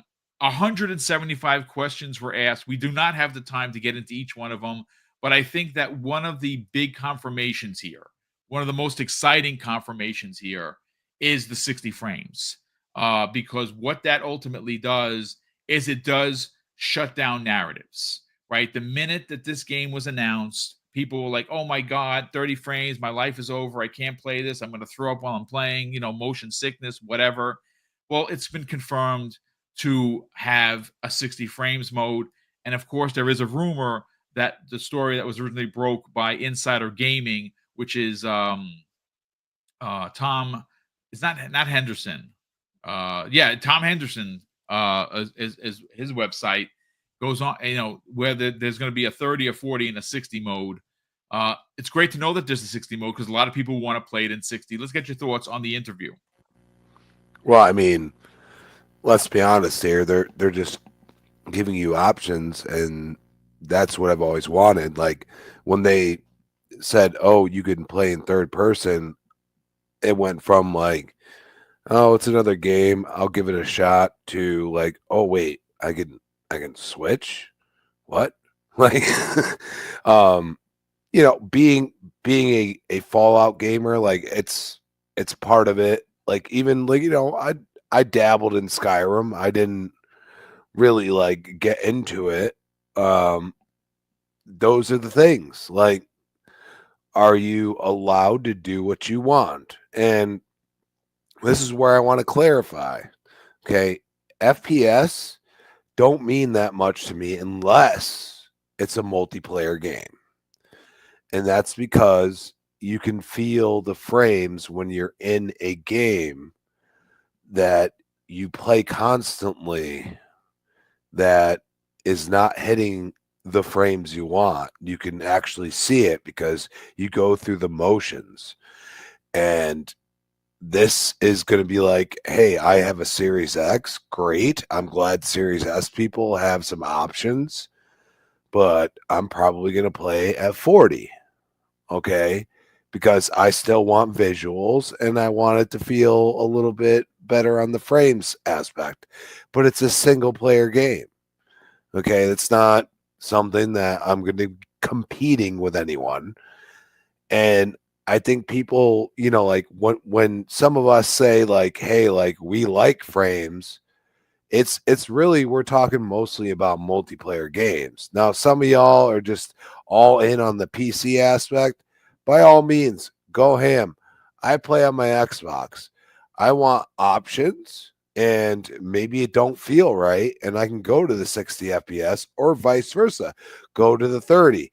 I think this is the forefront of what they should be able to do. And I understand, like, people need to realize this is Obsidian. They don't mess around. They ported Outer Worlds 1 to the Switch, people. Okay. And it ran like absolute dog-ish. All right. So what are we talking about? All right. They are willing to go there. And if they had less time, it probably wouldn't have happened. So they're trying to make the naysayers shut the heck up, but also saying, hey, we're capable of doing this. And I think this needs to be a standard going forward.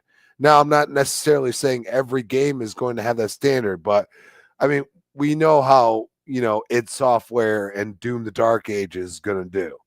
They're going to smash your face in. Okay. They're going to give you all the bells and whistles. All right. They don't mess around. Okay. But certain devs may want a artful thought process like South of Midnight. You need to accept it and understand that you're not playing other people. Like, this is the problem I have. Like, when you have higher FPS and you play PC people, okay, there's a difference, but there's not that big of a difference when I play certain games. Okay. Like, it's actually pretty incredible because I can up those FPS, you know, especially Gears. Okay. Like, it, you know, you all know I'm beating around the bush, but seriously. So you look at that and you say, okay, like they're doing this just with a single player game. And it's not 120 because I played games at 120, people. All right. Like I know it's hard to fathom, but on a console, I played games at 120 and they look as glorious as if I played it at 30. All right. And that's certain devs that are capable of doing that. Obsidian saying we bring out a single player game. You get these options. You get the third person option. How the frames are going to hit and everything else, they seem super confident on all of that. Okay, because like I'm probably going to be in third person and maybe first person when I feel like it's a disadvantage, which is possible, which I love. I wish every game had that option. I really do. And I think the FPS is perfect. Like, hey, you could do 60, but you're going to get the graphical fidelity down. Yeah, we all know this. Like everybody's like, oh, like this game can play at 60 or 120, but the graphical fidelity is absolutely horrible. If you find that balance is perfect. And honestly, after 60, you're not going to tell unless you're playing another person. I'm going to be honest with you. Like I've played multiple games and used all of the different aspects that they give.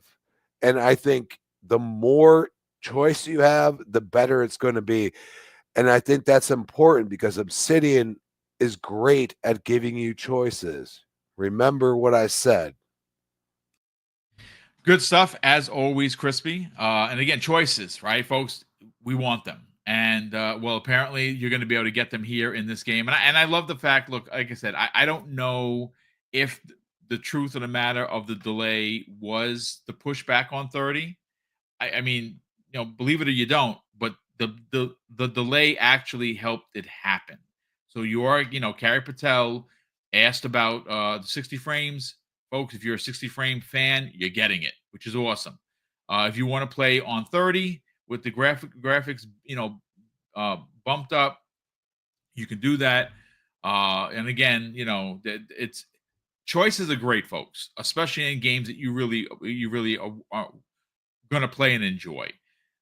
Silent, let's get your thoughts on it. Again, I know Will Broke Boy Lewis brought it up about first of all, the fact that she answered 175 questions is just madness, right? That's bonkers. But of course, some of the we're only going to cover some of the big points because we have limited time. And the fact that she did smile about the PS5, folks, PS5 version is coming out. Do I know that for sure? No, but read the room. Xbox is doing things differently. They want to put this on Game Pass. We win Game Pass subscribers. Yes, right? They want to put it on PlayStation. PlayStation gamers, you have an RPG coming that is going to potentially be a one for the ages, right? You've seen the videos. You're starting to hear things behind the scenes. So you get excited. Now, if you don't want to buy it on Xbox, so you don't have Game Pass because you only have PlayStation, not a problem. It'll come to your system at some point. When? We don't know. But bringing this back around, Silent, 60 frames. Let's get your thoughts. Yeah, for me, this is a big win because I prefer it. But it goes back to the overall arching conversation, right? Which we've talked about a lot is options. Having the options to set this. Crispy and I won't agree one to one on this one, but personally for myself, like if I'm playing Doom, just playing campaign or whatever by myself, I still want 60. So, having those options and stuff, I think is the key, obviously. Certain games, yeah, no, they don't need 60 frames per second. Like I don't need 60 frames per second if I'm playing XCOM. If I'm playing Balatro, if I'm playing Slay the Spire, stuff like that, it depends on what the scenario is. First person stuff, especially, usually feels better with a higher frame rate because it just feels more buttery smooth. But that's a personal preference for me.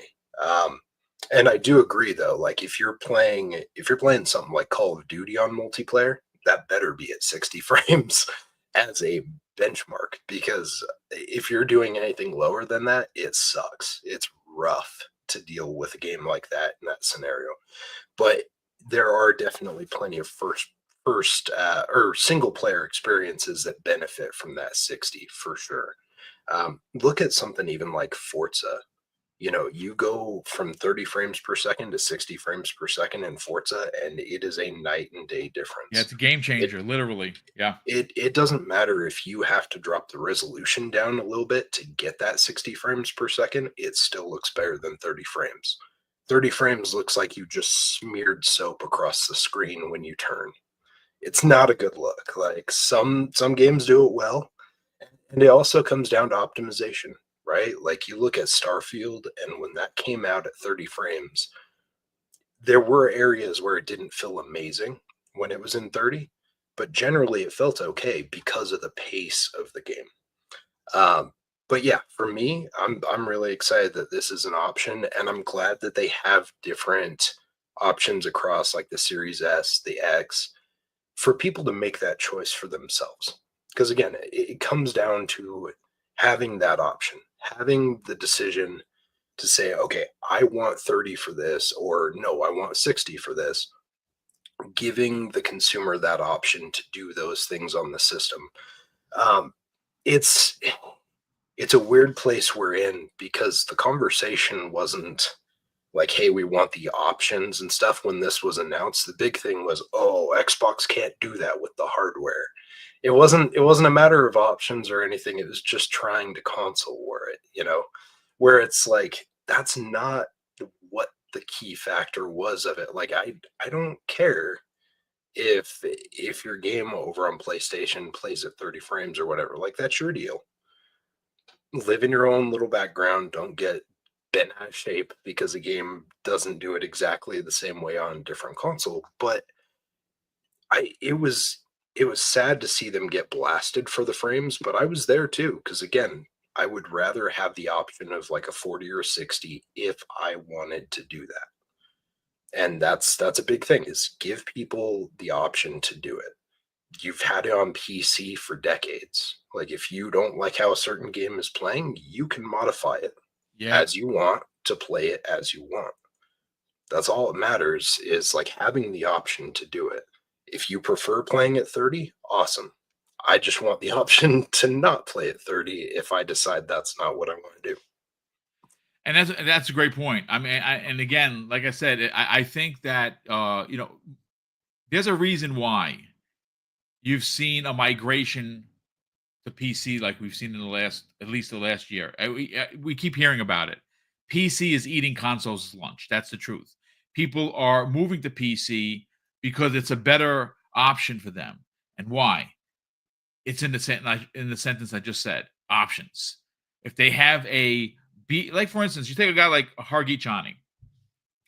His rig is ridiculous. He's rocking a 49. That guy has tip of spear equipment. So for him, he's going to be playing in frames that are going to melt our eyeballs. But he's in the position to be able to afford that, and he's going to do that to great degree. If you are, a console person and you have a Series X, at least you have an opportunity to play at least at 60. Now, if you want the lower the frames, because I agree, I'm in the camp that if it's a single player game, I don't need 60. If it's there, I'll use it. But I'm a bit of a graphics whore, Fuzzy Belvedere. I don't mind the 30 for like really rich, detailed worlds. But when I'm playing Call of Duty and I'm taking these kids lunch, or I'm taking these knucklehead kids to school with my 40 kills, that's got to be running at 120 frames, because obviously the old man wants to look like he's fast, but it's just a game, right? That's what we're talking about. But Fuzzy Belvedere, let's talk about it. Confirmed 60 frames. Very exciting. Again, no apologies from the games media. No apology from the community that basically flogged Avowed when it came out. Obviously, it just, you're never going to get the hey, sorry about that. We didn't mean it, but it's fine. 60 frames to get your thoughts. I wish I could find the clips, or had the time to find the clips, when I said, I guarantee you by the time it's released, it's 60 frames. It's not that I had inside info. It's just how Xbox works. At least until probably games that started more recently, like E-Day and things like that. The frame rate is usually towards the back end of the optimization. Like they go all in to make it sure all the bells and whistles are able to show, with ray tracing and specular lighting and all that can be squeezed in. They make sure that they get that. Make sure that the frames are as stable as they can get. And then they kind of tweak things to make sure that the frames are stable at varying degrees, like a performance mode and such. And from what I've learned from those that do dev work, it's probably better to do it the opposite way, to focus on the frames first, but then that kind of limits how far you can ramp things up on the console. So yes, it makes a bit of sense. But I said long ago, when people were bad mouthing it for 30 frames, I'm like, if it gets delayed, like it seemed like it was going to be, which they eventually confirmed that there was a delay. I'm like, I don't think that was because of the 60 frames. I think they just wanted to take the extra time. Like Microsoft at this point, because they have such a full docket or list of games that they have cooking, they have that wiggle room to, maybe push a game back, which, like that GTA 6 confirmation yesterday, I think Fable might be the one that gets the Avowed treatment next year. I hope I'm wrong, but that's a whole nother story. But they're going to take their time making sure that these games come out quality, so that there's no more of this, Game Pass faller, nonsense that some in the gaming media and the trolls out there have been saying for some time now.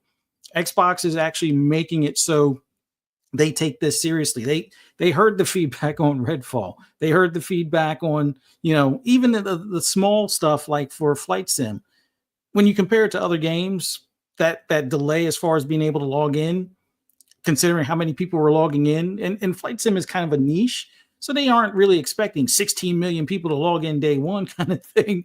But when you get like at least 8 million or so trying to log in when you were only really expecting 2 to 4 mil at tops, you're going to run into some problems. And they found out the hard way, but they're making efforts each and every time with each release to make sure that those gripes or complaints that come up aren't a problem moving forward. And that's what they're doing when they may delay a game a few weeks, give the dev more time to polish things. And if they can fit in an added feature that may have been in the first round of updates or tweaks, they'll do that. But I was pretty confident that they would be able to do the 60 frames off the rip, at least on the Series X.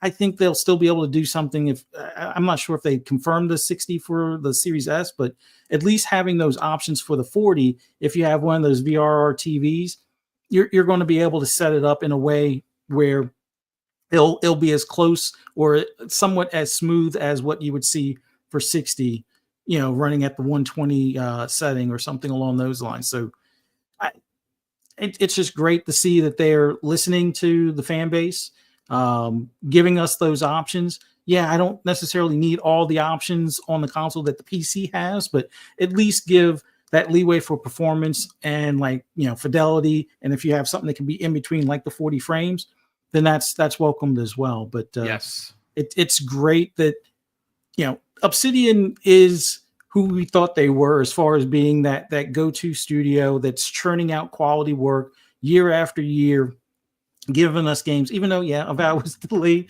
into this year, and now we're going to have Outer Worlds 2 at the back end of the year. But it's awesome to hear that they're confident in the game. You got I don't know if she's the studio head. I think she's at least the game director for Avowed and stuff. Hearing how confident she is in reference to all the things that are coming to this game at launch, and that it's right around the corner. People have had early access to it. Reviews are pretty much right around the corner, if not some stuff leaking out now. But I think it's great that Xbox is moving at this pace, and these games are looking better and better each and every time we see them. And I can't wait to get my hands on it. I haven't done the upgrade yet, but that's in the cards here very shortly. So, but man, I can't wait to play. Yeah, just for clarification, she is the Avowed game director. Her name is Carrie Patel. Just for clarification, she's the director of that game. Which, of course, I got to give her credit, man. Wow, I'm still astounded by 175 questions. I'm sure that they weren't like long questions. I'm sure there was a few there's silly ones in there, but when it comes to PlayStation. Yes. Yeah. But that shows how confident she is and how confident they are about where they're at with this game. And that's good, because we've seen plenty of games that came out over time where it's like you could barely get any info out from them, and it wasn't even stuff that they couldn't necessarily talk about. They just didn't want to talk about it because of where things were at. So this is a confidence booster on how this thing's releasing.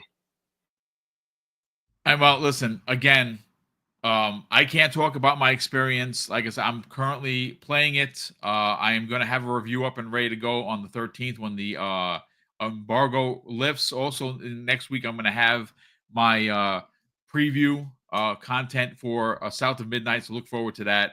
Let me just make sure I'm caught up on those super chats, and we'll get everyone on out of here. We have two more that popped in here. Day Reezy drops a very generous $5 super chat, and he says, what happens if Xbox's arcade racer sells better than PlayStation's racing simulator? I love to press play while ponies pay. Thanks for the contribution, ponies. Well, look, the unofficial number for Gran Turismo 7, and I looked it up, folks. I mean, I got it from a Gran Turismo site. They have it at, and again, this is an estimate, so take it with a grain of salt. It's at 14 million. That is the estimate for Gran Turismo 7. That's freaking great. That is great numbers for that game, because you got to remember, it launched broken really bad. It got reviewed without the knowledge of the microtransactions. That's the banana in the tailpipe thing, which I really, really think that the media was disingenuous with its readers. They didn't talk about it. They held it back, and the microtransactions are egregious, and they still are. And Fuzzy Belvedere knows that because he still plays it. So 14 million is a lot.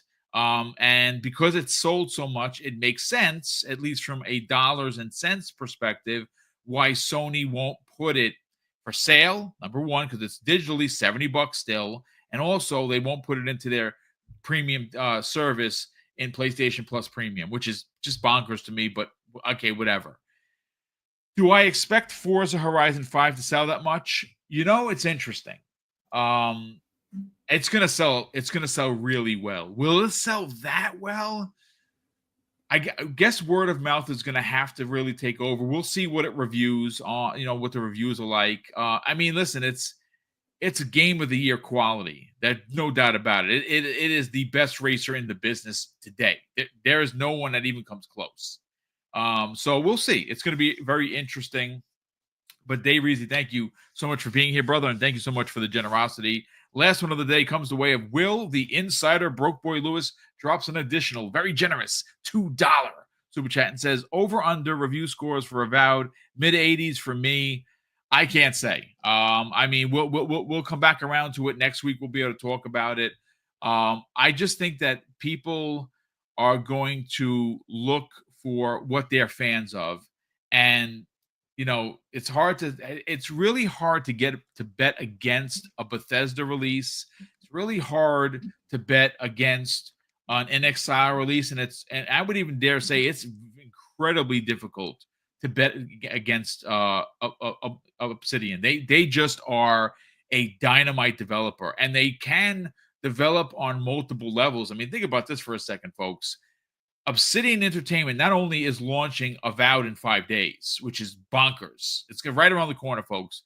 They're releasing The Outer Worlds at the end of the year. I mean, that's crazy. 2 massive-sized RPGs in 1 year. Again, don't bet against them is all I'll say. But that's going to do it for us here. Thank you, folks. We have 1,083 watching live, nearly 1,100 people watching live, most of which are watching on X, which is awesome. So if you're, of course, watching on X, folks, I just ask you, if you find the channel for the first time, you enjoyed the conversation, you enjoyed the layout, you enjoyed being into the chat, because the chat was dynamite today, please consider subscribing. My wife and I, Mrs. Boom, are under 350 away from 16K. Now, that may not be a big number for a lot of people, but it is a big deal for us.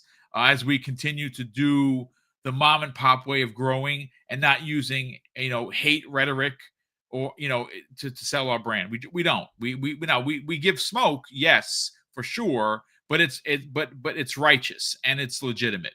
It's not just for a click or a like. So please consider subscribing before you get on out of here to start your weekend. Hit the like button, and of course, you're feeling super generous, share this on social media. We would be greatly appreciative of that. But it's Chris Baum. Let's sell the brand, brother. Where can people follow you on social media? What else you got going on, sir? At Chris Baum on X, Chris Baum 28 Xbox Live. I'm a BoomStick exclusive still. Nobody's reached out. I've called it out many times. The one thing I'll say is that Tuesday I'm going back home to Gaming After Dark. So nice. Noof reached out, and excellent. I'm sure we're going to have a excellent conversation about what has transpired, because I'm sure he's looking for a different thought process than what he's seen. And I also challenge you all to say, hey, the other side ain't doing so bad. Can you all relax? Can you not dig into something that's giving us games? Can you not be that person?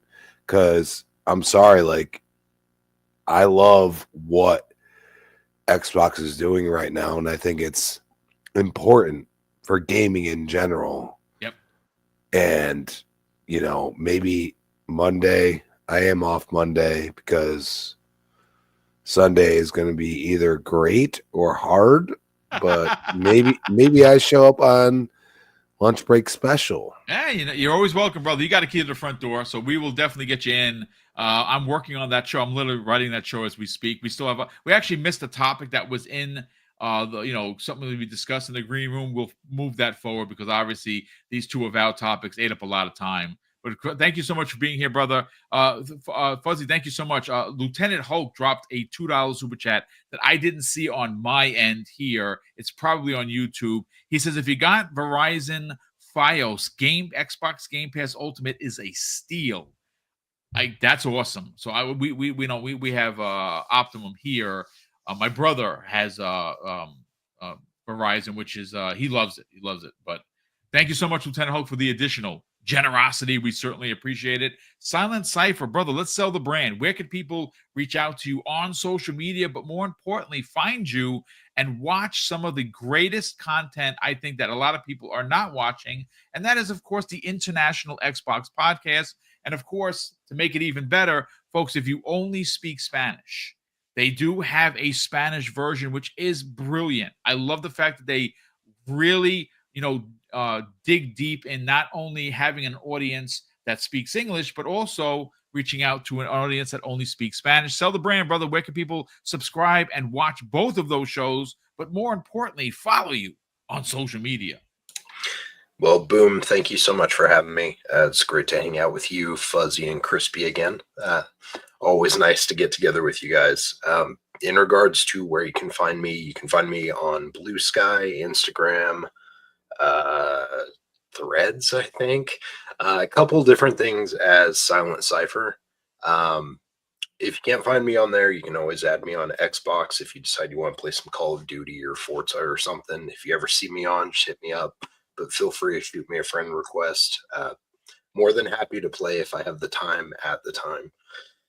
Besides that, you'll catch me, as Boom mentioned, on Wednesdays at Xbox International Podcast at 7 p.m. Eastern Standard Time.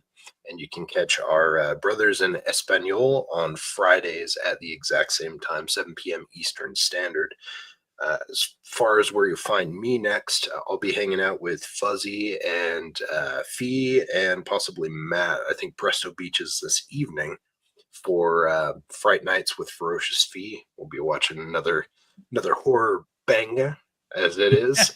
So going to be having some fun with that this evening. And besides that, you probably won't catch me anywhere else on social media for a couple days because I'm going to take the weekend and just detox and play some games and watch some movies. Indeed. And actually, I am jazzed to get done with this show, do my workout, get my hour worth of workout, and I'm going right back into Avowed. Cannot wait to start that. But Fuzzy Belvedere, speaking of Fright Night with Ferocious Fee, your wife has a horror show each and every Friday. And of course, we want to get people to subscribe, but we also want to get people to subscribe to your YouTube channel, which of course is the best place for anything and everything in the racing genre. Brother, sell the brand of both podcasts. Where could people watch them? Where could people subscribe? And more importantly, where could people find you guys on social media? As always, just thank you for having me on today. This was awesome being on here with you, Boom, Crispy, and Cypher. Always love doing this on Fridays, talking about the games we love and the ones right around the corner. And we got a flood of games coming into Game Pass this year. So clear that backlog as fast as you can before it starts piling up or getting overwhelming. But man, just always awesome to interact with the chat. Thank you guys for showing up. If you're on Twitter, come to YouTube, hit that like and subscribe button. We greatly appreciate it. And for those that want to hear my rambles and rants on anything gaming related, just follow me on Twitter, Facebook, everywhere but Facebook, Threads, Instagram, Blue Sky. Just do a search for Fuzzy Belvedere, including on YouTube. You'll be able to find me and my channel.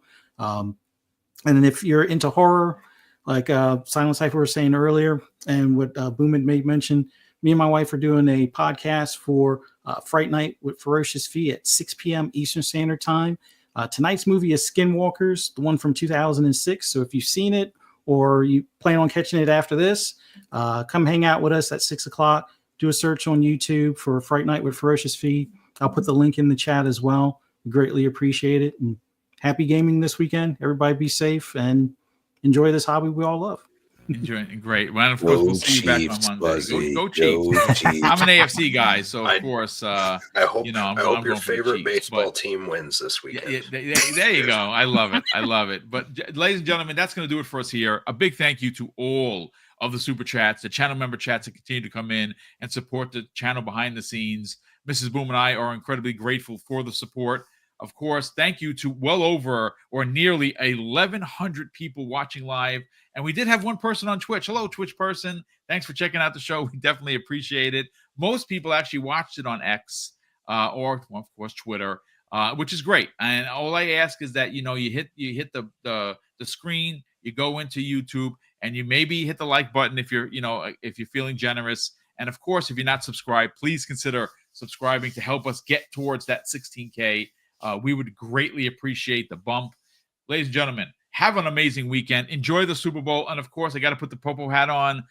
Folks, listen, if there's one thing that I have responded to more times than I could want to ever remember, it's wrecks from people driving while you're under the influence. Please, if you're going to go to a party, do not drink and drive. Enjoy the day. Enjoy the celebrating, whether your team wins or loses, but please do not get behind the wheel if you're boxed. Because all you're going to do ultimately is ruin your life, but more times than not, another family's life. Don't do it. Do not be that person. There's Uber. There's people that could drive you. I know you hate hearing it, but this is where, as a cop, I'm always going to be a cop. Don't drink and drive. I've seen some horrors that can never get out of here, that they're always going to be there. And it all stems with somebody doing something irresponsible, and that's drinking and driving. Do not do it. But that's going to do it for us. And of course, ladies and gentlemen, I'm going to close the show with something that's incredibly important to me. Hopefully one day, ladies and gentlemen, it'll be important to you. And that's something that my dad taught us when we were kids. And he would say, Craig, treat others how you want to be treated. And also, it doesn't cost anything to be nice. You live by those rules, son. I can guarantee you, you're gonna have an awesome day. So take care, everyone. And we'll see you next week on the newest episode of Breakfast with Boom.